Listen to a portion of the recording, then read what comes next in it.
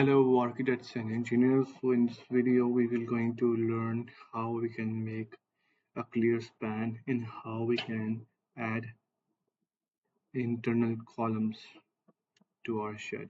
Okay, let's go to the basic dimensions and we can put all the desired parameters for the shed and let's go to the columns tab and we can check this option internal girths and then scroll down to this option. You can see center columns.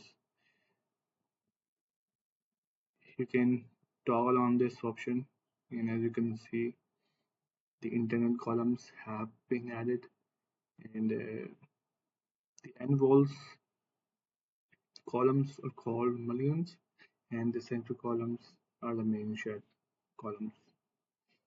So if you want to add columns you can press this option and at the bottom you can see center column scope. Either you can choose the full length or you can choose the option of the end wall columns only. You can play around with all these options and you can get to know these options better.